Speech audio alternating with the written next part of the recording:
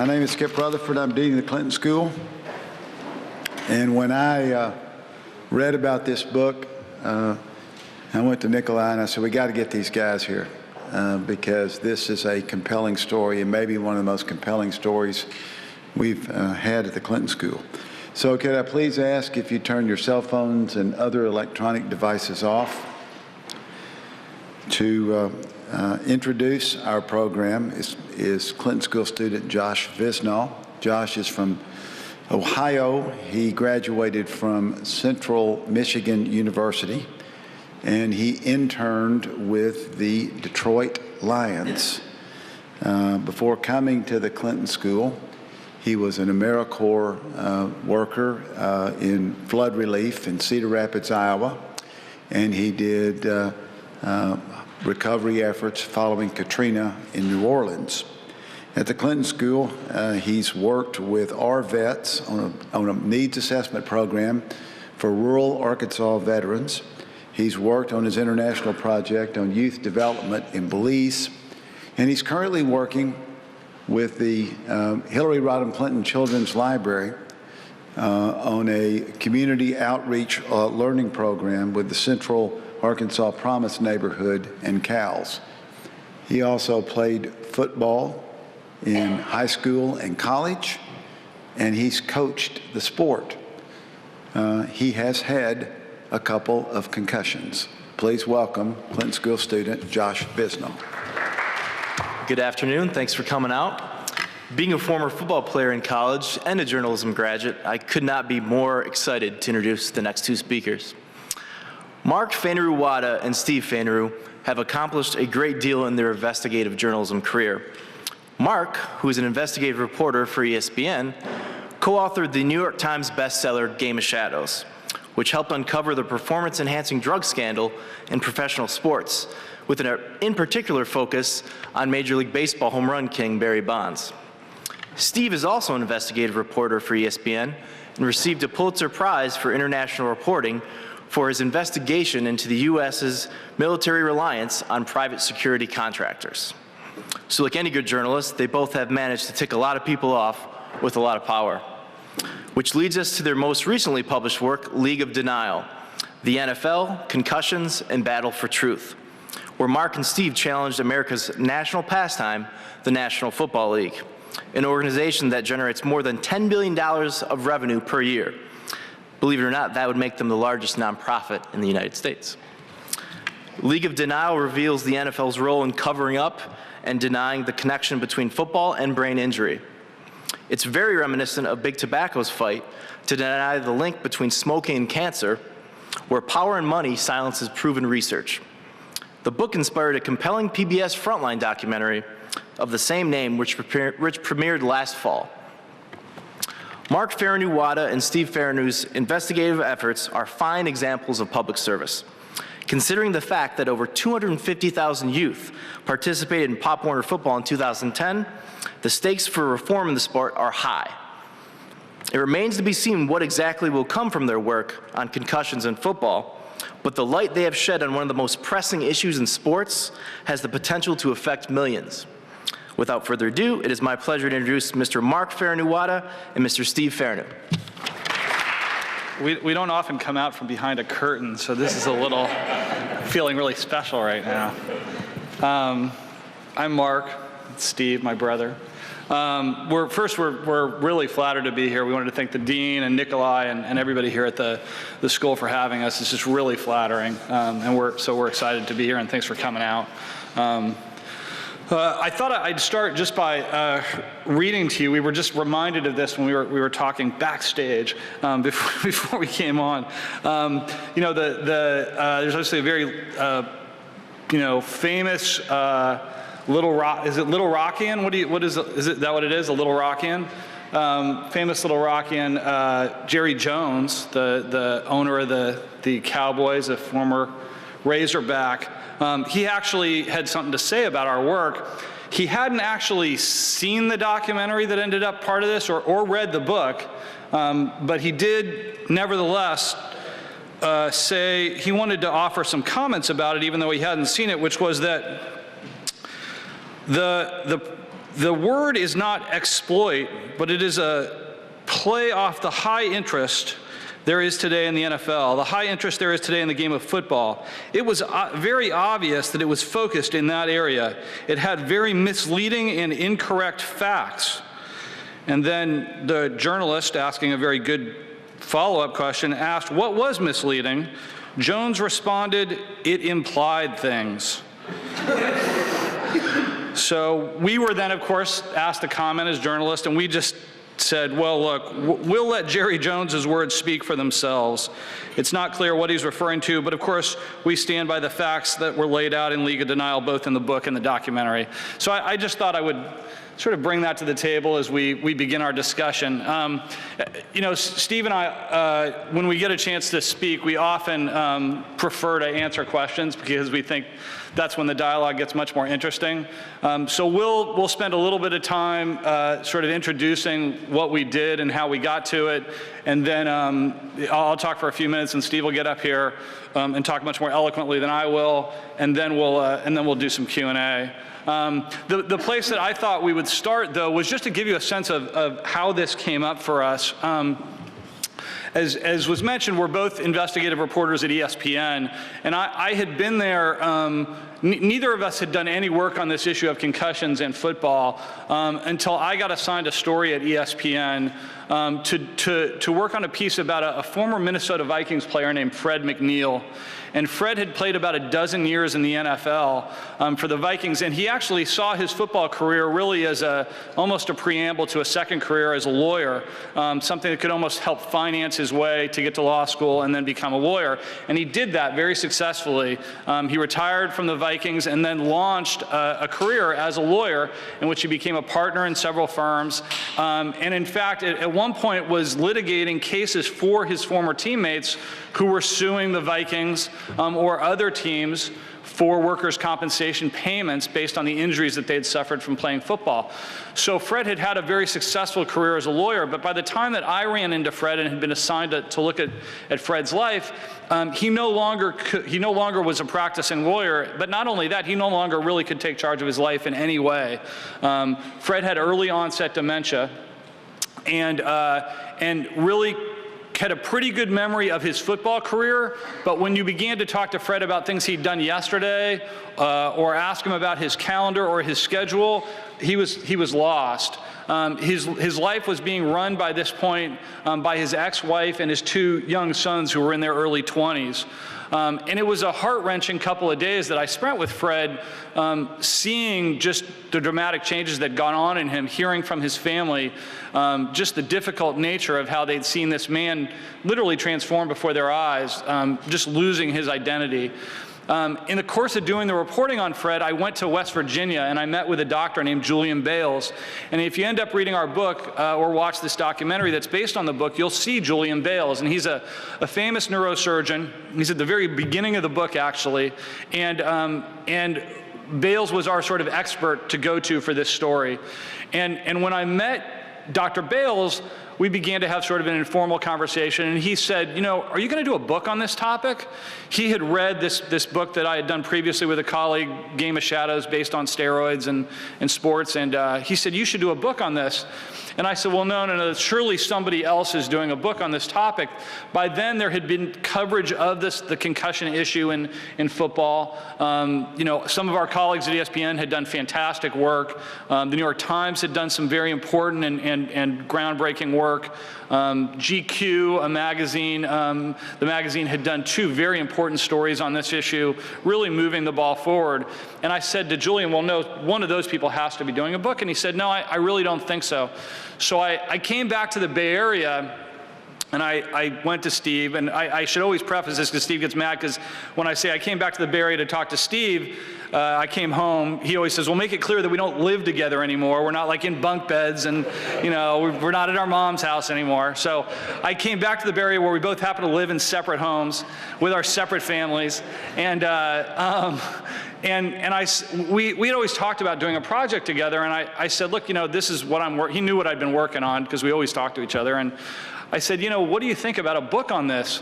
And you know, I'm obviously biased as Steve's brother, but he is the best journalist I know. And among the many talents he has is seeing stories very clearly and seeing the nuance in stories and the depth in stories. And he immediately latched onto, as he began to read about this more, that this would be a great book. And one thing led to another, and we, you know, got in touch. We put together a proposal, and we sent it out to our agent, who one thing led to another, and Crown Publishing, which is a division of Random House, decided they wanted to publish the book. And for us, when we began to think about what we wanted the story to be as we began to do research, one of the sort of fundamental questions that arose for us was, what did the NFL know and when did it know it? It was sort of the most basic elemental question that would get to not only telling the stories of people who'd been affected by concussions, but also very clearly get to the institution of the NFL and the sort of policies that had dictated the way the league had managed the concussion issue for what had basically been 2 decades. So that was our launching point for the reporting, and we began at a place, again, of knowing very little. For both of us, it was a totally different experience than our previous books. Steve had written 2 before this, one off of his Pulitzer work at the Washington Post on the privatization of the war in Iraq, and that had been born out of all of the work he had done at the Post, much of it. My work on Game of Shadows, this book, on steroids, had been born out of years of reporting with my colleague Lance Williams at the Chronicle. So we had both had a really good base of reporting when we went into that. With the concussion story, we knew nothing other than the reading that we had begun to do. So that was a dramatic shift for us. The other big difference that happened, and we'll probably get into this more later during some Q&A, but you know, we're both working at ESPN. We were sort of in this TV world. We're both, our background is as print hacks, basically. We're just newspaper guys. And we had made the transition to ESPN amidst the sort of changing journalism world. And also, so TV had become a part of our lives in a way, or it was just beginning for Steve. It had been for me for several years. And around this same time, the PBS program Frontline expressed an interest through a former colleague of Steve's in doing a documentary based on the book. And again, Steve and I knew nothing about television and documentaries, but we thought, here's PBS Frontline, one of the most outstanding institutions in investigative journalism on television. What a great way to partner our work, provide more exposure for it, and all of that. And so about 6 months after we began reporting on the book, there was an official partnership created between Frontline and us on this book. And at the same time, the issue got even more complicated when ESPN, our employer, decided they wanted to be part of this partnership. They thought, yeah, this sounds like a good idea. We're gonna benefit from the reporting that you're doing. Maybe you guys will do some stories for us. We'll work with Frontline and collaborate on this documentary, and it'll be a sort of win-win for everybody. But of course, underlying all of that was the very real issue that ESPN is a business partner with the NFL and spends about has a $15 billion contract to air Monday Night Football. And so you can sort of imagine where the tension begins to build around that very issue. For us, there was a very clear wall established as we began to do our reporting around this. We were just going to do what the reporting led us to and do those stories, and our bosses were very keen to report on that and present it. But it became a much more complicated issue as we got closer and closer to the publication of the book and the airing of the documentary. The more we found out, the more the title League of Denial emerged, and the more people began to express their real concerns about the prevalence of brain damage in football. So I think that's a good place for me to hand off to my big brother and let him sort of expand on where the reporting began to take us and how we got to where we are now. So, Steve? Thanks so much. It's really, it really is an honor to be here.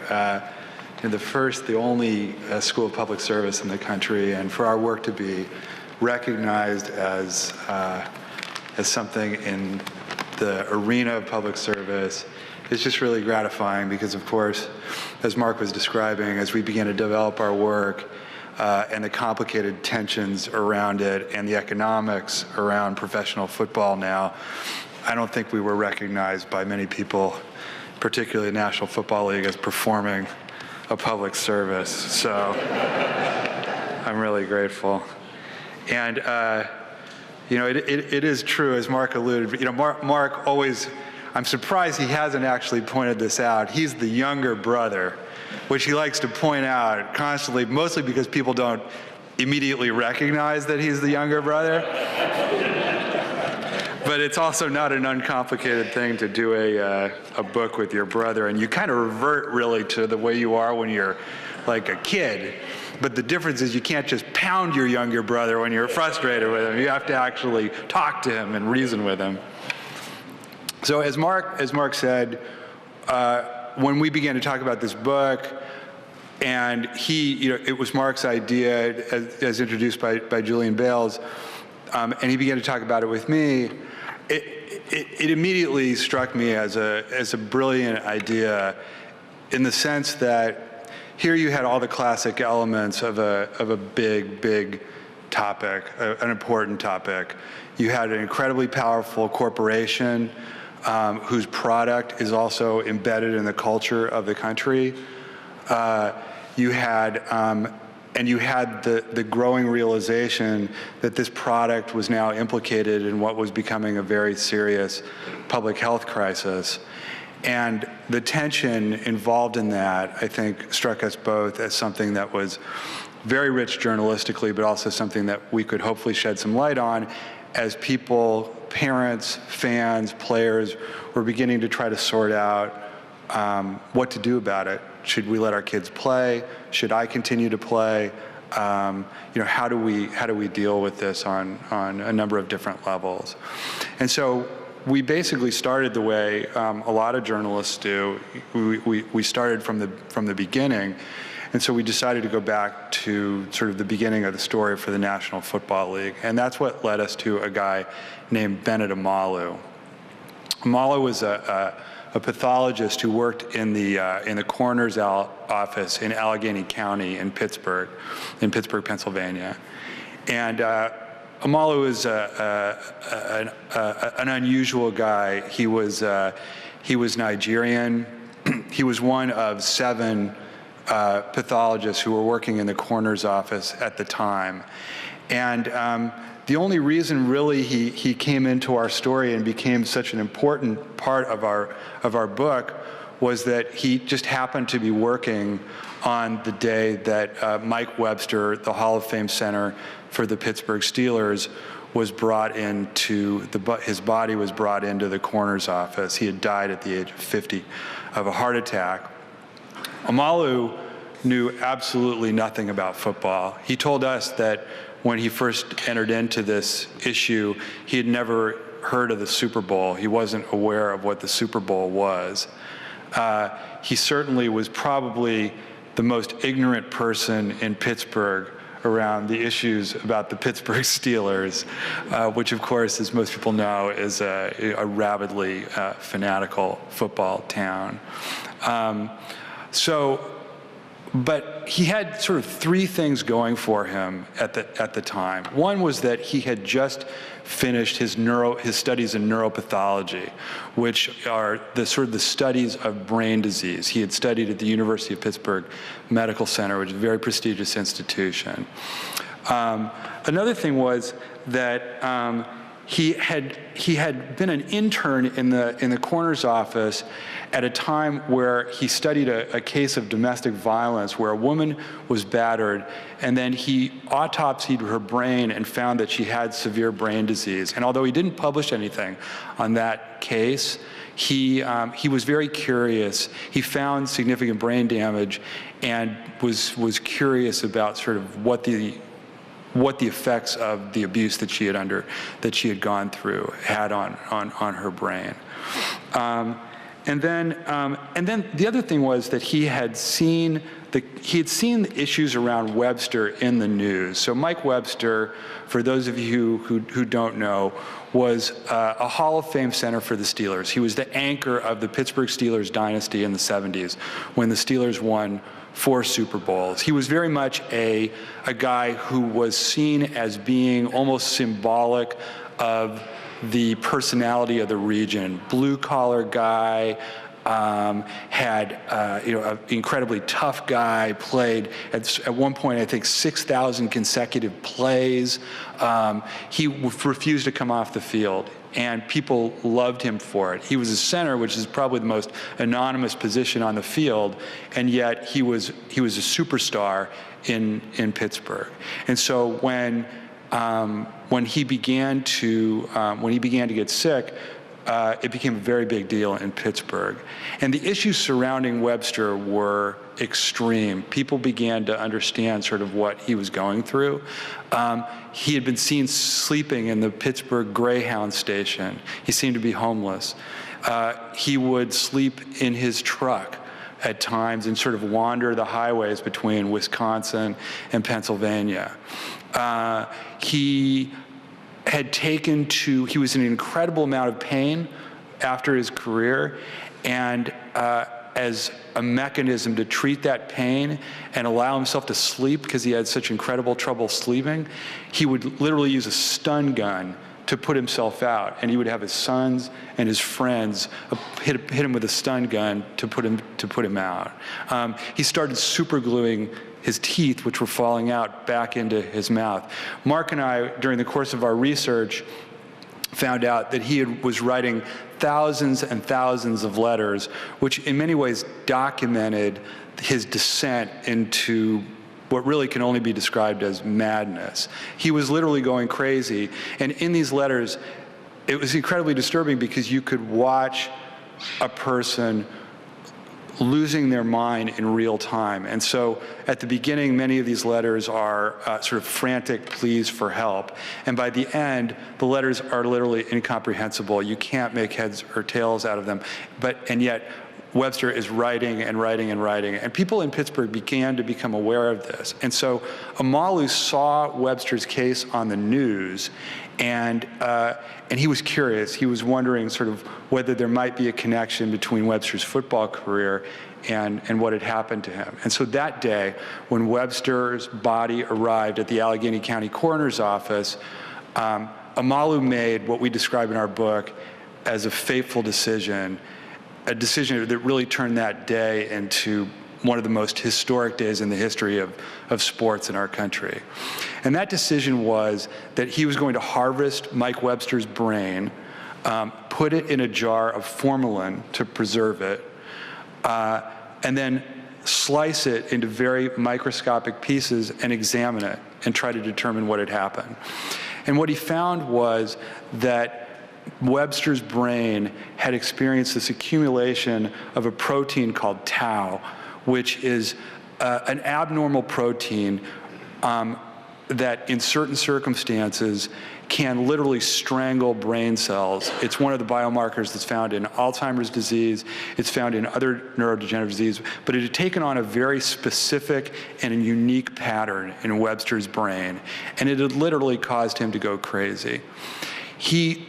Amalu was taken aback because he knew intuitively that this was something big. And he took it to his mentor, who was a neuropathologist at the University of Pittsburgh Medical Center named Ron Hamilton.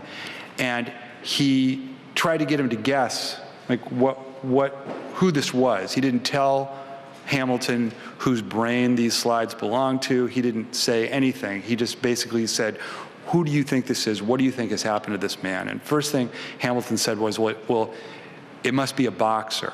Because at that point, brain damage in professional boxers had been known up since the 1920s, right? And so this was not something that was necessarily unusual. And Amalu said, no, it's not a boxer. And then Hamilton finally gave up, and Amalu said, it's a professional football player. It's Mike Webster. And Hamilton, as he describes it, his jaw literally dropped because he knew immediately the implications for our most beloved sport, our biggest sport, our national pastime. And as he described it to us, he said he knew immediately that this was, as he described it, $1 billion discovery. So, as Mark said, the question for us as journalists was, how did the NFL respond to this information? The implications were obvious. If the sport, everybody knows that football is violent. It's one of the reasons we all love the sport. But if it's known that the sport itself is inherently dangerous or even deadly, that it can destroy one's identity, and that that's something that is happening in large numbers, how does this sport, which is also a $10 billion corporation, respond?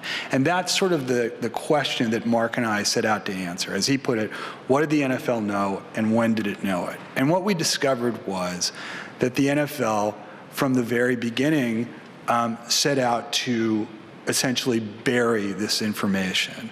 And so they did this in ways that were actually quite public. And, we sort of pride ourselves in being investigative reporters, but in fact, it really didn't require an enormous amount of investigation because the NFL had so publicly gone about this campaign. They put together what they called a mild traumatic brain injury committee in 1994. And to head it, the former NFL commissioner, Paul Tagliabue, assigned not a brain doctor, not anybody who had even expertise in concussions, but his own personal physician who was also a rheumatologist. And they packed that committee with NFL doctors, the same people who had been sending players back on the field for years. And then that committee, from a period of 2003 to 2009, put out 17 scientific papers in which they basically said that football players don't get brain damage, and that concussions are minor injuries, and that that really there's nothing to worry about. Sort of the overall message of these papers was basically turn away. And Mark and I are reading these papers, and I think, frankly, not a lot of people had read them, and we're sort of reading this and going, you got to be kidding me. It's just like it doesn't really pass the logic test. One particular phrase leaped out at us. The NFL's scientific research arm concluded that professional football players do not sustain frequent repetitive blows to the brain on a regular basis. Well, anybody who watches football on Sunday knows that that's probably not true.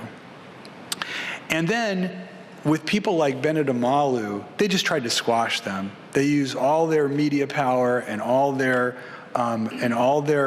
economic power to basically try to marginalize those people. And so with Amalu, they went to the scientific publication in which he was going to publish his findings about Webster, and they tried to get them to retract the paper, which is an incredibly unusual thing in the scientific community. It's like, you usually don't do that unless there are issues around fraud or plagiarism or something like that. Just because you disagree or may disagree with the findings, you don't try to get a paper literally stricken from the record. It's a sort of a career-killing action to take. And then there were other people who were also doing research into this and finding very disturbing things, that NFL players seem to have dramatically higher incidence of depression, dramatically higher incidence of incipient dementia. And with those people, they were coming out publicly and denying those findings as well. And so that was the NFL's MO basically for a period of between 1994 and 2009, until other journalists and Congress and the science finally caught up with them, and then they began to deal with this. So we enter into this in 2012, and I'll kind of finish off the story where Mark left it, which is we had this sort of confluence of entities that got involved in our project. So you had Frontline, which was going to do a documentary. You had ESPN, which is our employer, that also has this huge contract with the NFL. You have the NFL itself, and then you have our publisher, Crown. And we're now 7 weeks from publication of our book and 7 weeks from the air date of our documentary. And what we know is that at that point, the trailer for our documentary began to circulate.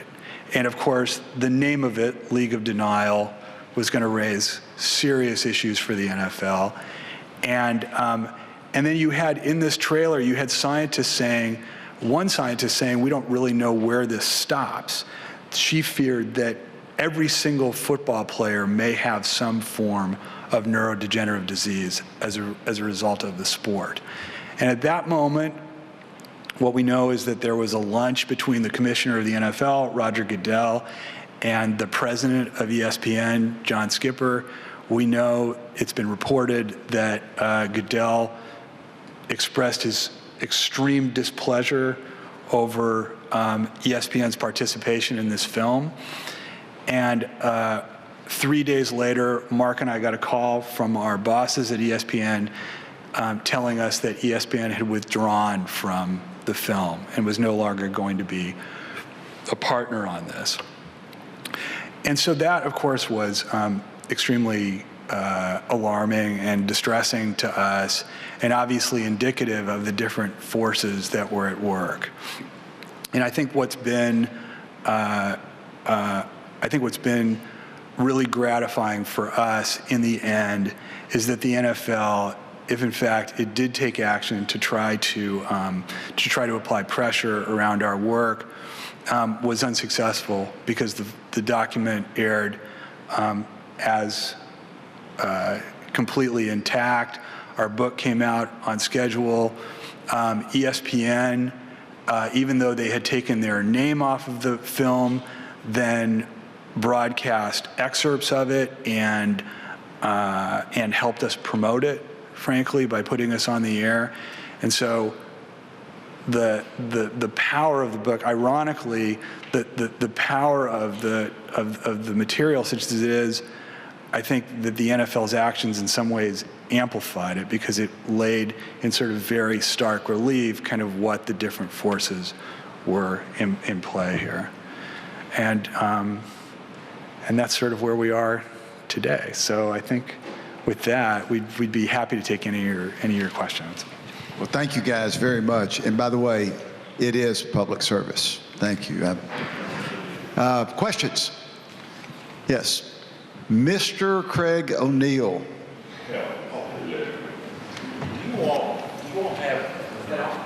Yeah, it's on. You also know shoes. Shoes and mics. Do you all have a grasp as to, let's say I went into the NFL, was drafted into the NFL. What are my chances of brain damage? I mean, I think this is one of the interesting questions. The science is very much continuing to emerge on this issue.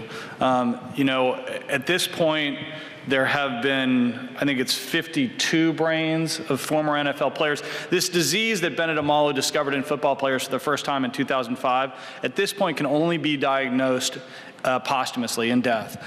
So at this point, there have been 52 brains of former players that have been studied. Of those 51 or 50, I think it's 50 or 51, have shown signs of this disease. 50 out of 52. So obviously that's quite a high number. At the same time, the folks who are doing this research will be the first to admit that they're looking at a skewed data set because they're only looking at brains that have been sent to them, largely specifically because families have concerns about these former players who've been suffering some sorts of issues. And so, what remains to be seen is what is that prevalence going to be? How extreme is it when you do a real longitudinal study that looks at players now while they're still in the game, through retirement and into death? And ultimately, there's also, we're on the verge, if not already there, of a test that's going to diagnose this in living players. So that could also change the discussion about prevalence. But I think that, Steve referenced one of the doctors who's been doing the most research on this at this point is a woman named Ann McKee at Boston University. And she's seen more brains than any other, more brains of former NFL players than anyone. And she's the one in the documentary who says she expresses fear that she's going to see that every former NFL player has some form of this disease. But again, she's gotten a lot of hostility from some in the research community about that statement. Jay, right here. Can you talk a little bit about the supposed settlement and where the legal issues, what are legal dangers to the NFL going forward? Sure. So the NFL was sued by more than 4,000 former players for allegedly concealing the link between football and brain damage during this period that I described. They arrived at a settlement for $765 million last August? Yeah. Last August. And it was right before the NFL season. And so the school of thought at the time was that was probably going to put an end to the NFL's sort of biggest exposure legally.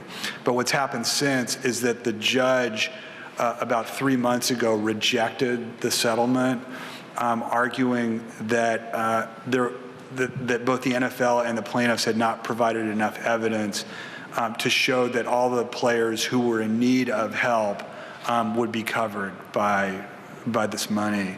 So where it stands now is that they're going to have to try again and see if they can get the settlement through. And I think there's an expectation that there will be some changes to whatever settlement they come forward with. But we were talking about this just before we were at the event. I think we're in kind of an unknown territory now because since then there have been other suits that have been filed. So it's clear that this isn't going to end the litigation against the league. In many ways, it's just starting.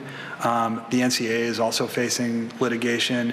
High school districts are beginning to face litigation. I mean, so this is going to be legally an issue for many years to come, and that's going to raise questions, I think, around the settlement, because if the NFL's goal by settling with the players was to get rid of it and sort of move on, it's becoming increasingly clear that that's not going to happen.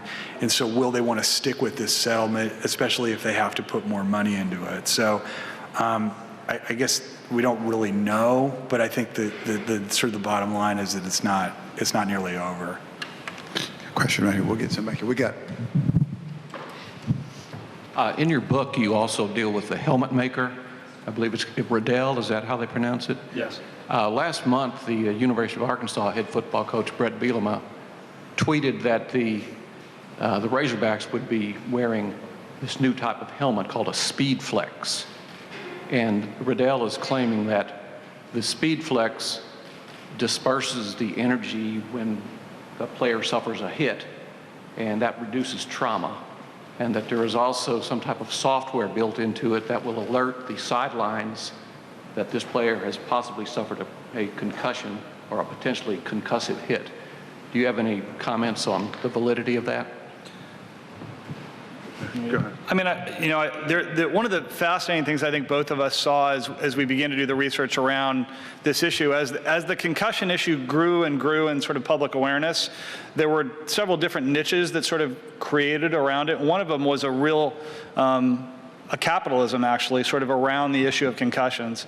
And you've seen just a wealth of products that have been created around this concern. Steve and I would get, whenever we do a story, we would get emails every time, just endless streams of emails from makers of helmets, from sensors, people who were mouth guards. Everybody seemed to have an answer for the concussion issue. The sensor issue inside helmets has been an ongoing piece of the puzzle for a while now, as has the suggestion that there can be a helmet. This is part of where Rydell got into trouble, and we detail this in the book. There's a period where they create a helmet called the Revolution, and do some research through researchers who are working with the NFL, and eventually argue that the Revolution reduces the rate of concussions by 31%, a piece of data that ends up being the target of an investigation by the FTC, and later Rydell retracts that 31% claim.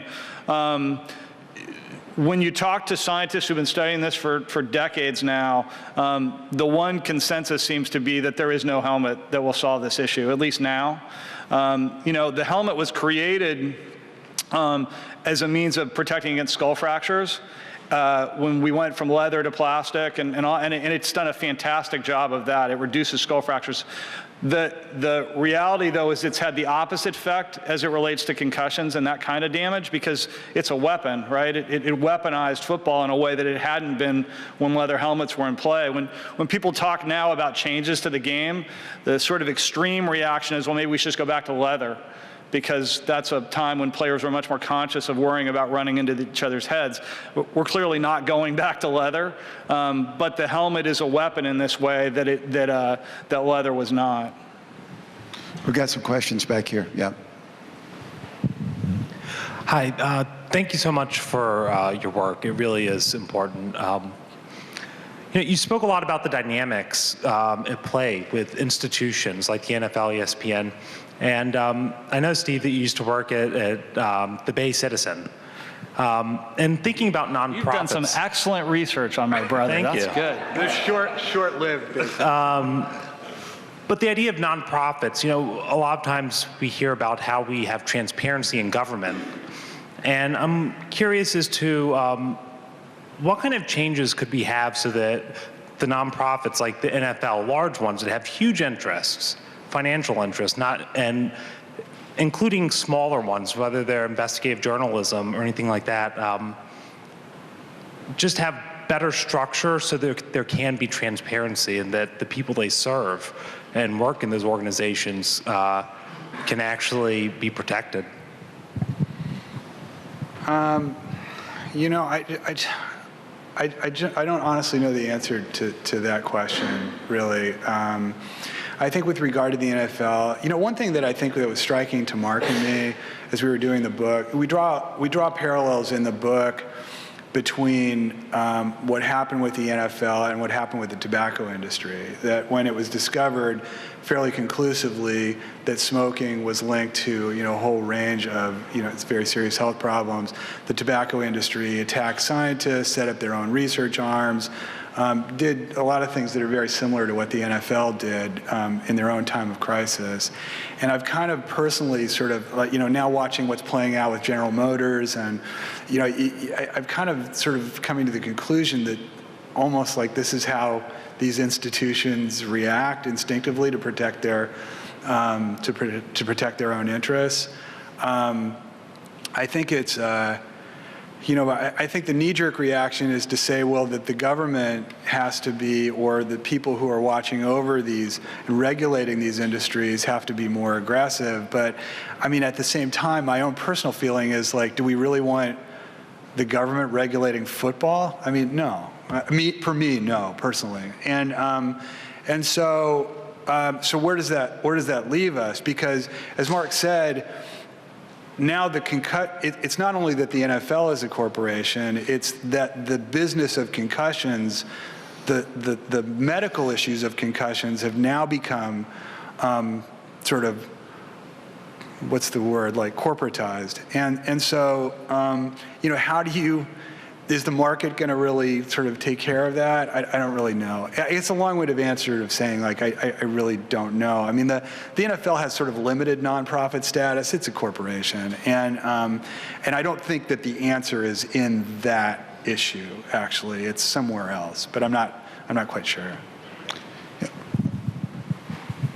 Yeah, when we were talking a little bit about the litigation and the theory behind it, you talked about it being like this was a fraudulent sort of concealment of the danger you were in, which in my mind kind of linked to something like a worker in asbestos. And so I kept thinking about that and thought, well, I wonder, will there ever be any sort of legislative solution? And I know you just said that you don't like the idea of government regulating football, which I'm sure a lot of people don't, but my question is is there anything like that on the horizon or that y'all have encountered in this research? Well, like the state concussion legislation. Right. I mean, I think there's two pieces to that. I mean, I'll say this first clearly for both Steve and me. I often don't speak for him, but I will. I will now. Both of us, I think, agree we don't want the NFL to change. the sport is what it is, and I think one of the reasons we love it, and a lot of people love it, is because it is what it's violent. Steve has 49ers season tickets. We watch games together all the time. We love the sport, and I think the disservice that was done for 2 decades was the league denying to players this sort of connection, and that a player who's playing now cannot argue anymore that he doesn't know. But I think the question that does have to get answered and to be dealt with on a for at least to us, and I think most people more seriously, is what happens at the youth level. And so in terms of legislation, you're seeing there's a number of states that have now adopted laws around coaching education, around the treatment of concussions for players at the high school and Pop Warner level. So you're seeing more of that. Whether that ends up making a difference or not at those levels, I don't think anybody knows yet.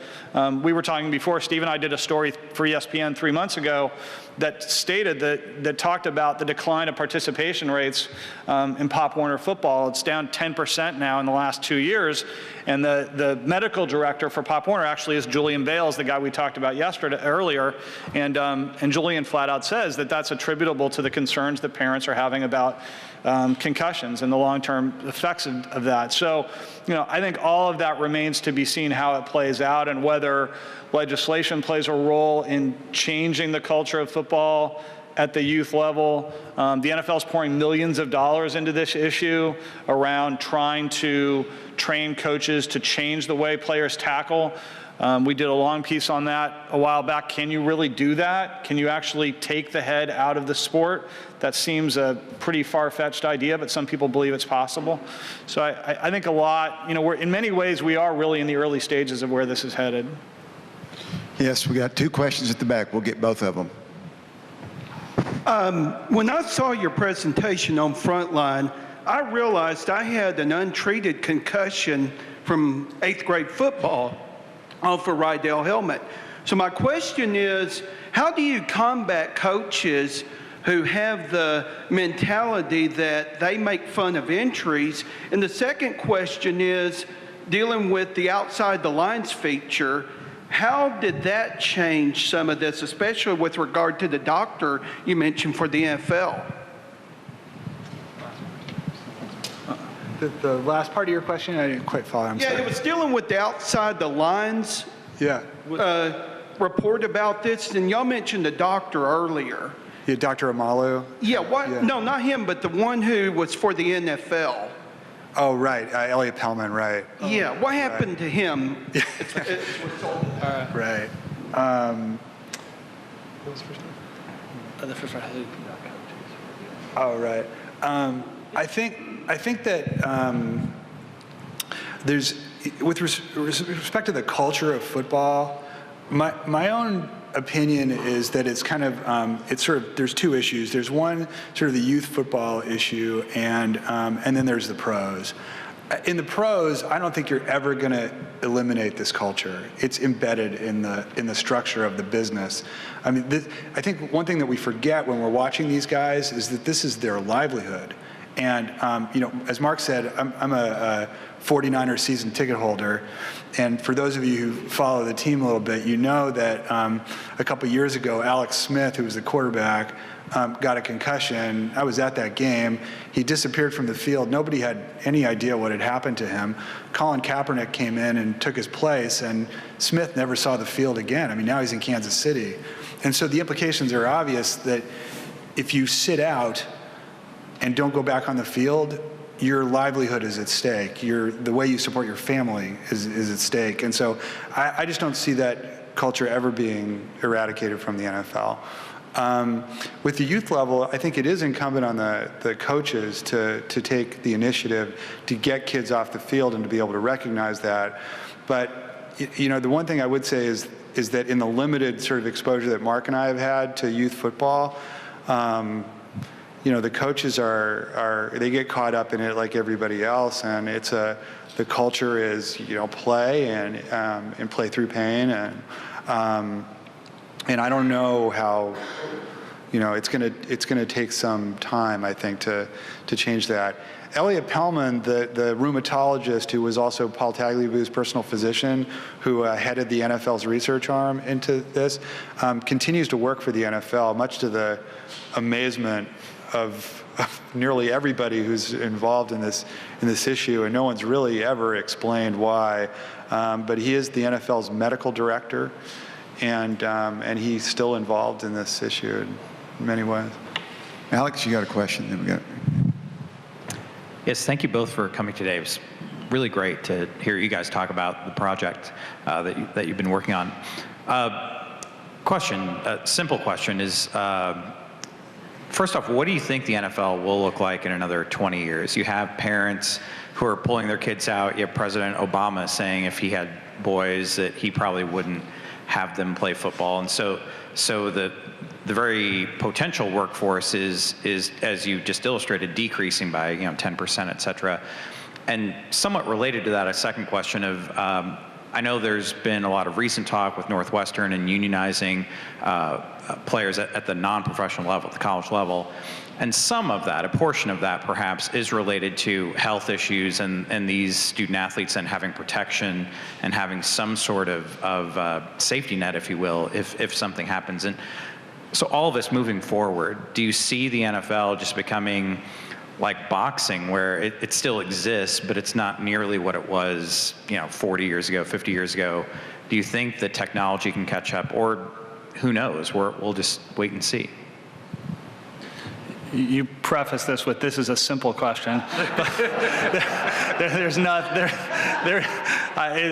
nothing simple about it. I mean, the very simple answer is I have no idea. I mean, I think we really don't. I think Steve says this often, and I really do agree with him, that where the science goes will dictate a lot of this, I think. I always say it's just impossible for us to believe right now that the NFL could go away, right? I mean, the way it's entrenched in our lives, it's a $10 billion industry. The commissioner has, I think, publicly stated he hopes for it to be a $25 billion industry within a decade. So, the idea that football would somehow go away seems crazy to us. At the same time, there are people make that analogy to boxing, where decades ago it was a huge sort of entrenched part of our culture, and now it's sort of it's often this sort of side piece, almost likened to MMA and others. So but I think we won't know really until the science begins to emerge around what is the prevalence. But I do, the other piece of that too is, and this is maybe true for where boxing was before, but Steve has said this many times also, that when the analogy about smoking breaks down when you start to talk about its place in the culture, because of course none of us really miss like smoking on flights anymore, or being in a restaurant, somebody sitting right next to you and smoking. There's nobody like ruining the day. When can we go back to that?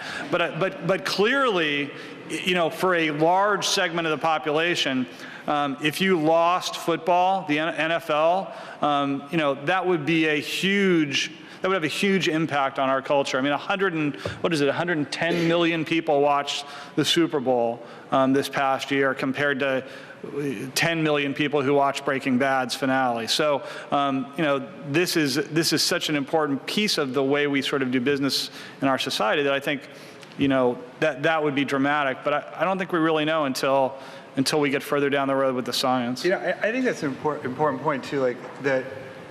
We're the NFL, we who love football. We're the reason why it's so huge, and I do think that the science is going to. I really do believe this. The science is going to lead this. If it turns out that half of all NFL players are having their identities destroyed shortly after they end their careers, that's going to have sort of implications for the people who play it. But I also think it's going to have implications for the people like us who watch it, because there will become a moment where we're sort of like, well, what are we rooting for exactly, right? And I think some people are there already. I'm not, but I feel like there's some threshold there that will turn it into a more of a moral issue than it already is, and it'd be interesting to see sort of how those issues track in a parallel way, I think. Simon, you got a question back there? You mentioned the litigation at the college level and also at the school district level. I would assume, particularly at a school district, that the scientific resources aren't great. Is the indication that most of the concussion theories and thinking comes from the bad science at the NFL, or are there indications that there were pockets of good yet repressed at the NCAA level? Yeah, it's a really good question, and one I don't think either of us know the answer to. We haven't spent a lot of time researching the NCAA, or frankly any time really researching what the NCAA did. You know, there's a very public body of evidence around the NFL's research, and I haven't seen anybody trot out, you know, there are people who've been covering the NCAA story. I haven't seen anybody trot out the sort of the NCAA's public. You know, one thing I think I know, I think this is right, you should double check it if you're writing about it, but I think somebody pointed out the NCAA didn't even have a medical director, at least focused on this issue, until the last couple of years. Right. So I think that's probably a fairly meaningful piece of data if it's true. But I don't know the contours of that lawsuit in the way we do the NFL suit. Yeah. Look, we could go on. This is, you know, this is a topic that is so interesting, so important, so cultural in terms of our way of life. 110 million watching the Super Bowl, 50 out of 52 brains with a disease as a result of brain injury. So they're going to be around here signing their book, League of Denial. You all come up and ask them individual questions. This is a great public service to talk about this subject, and I think we'll continue to hear more about it. Those who may agree, those who may disagree, but the truth of the matter is pretty factual knowledge here in League of Denial. Let's welcome and thank Steve and Mark for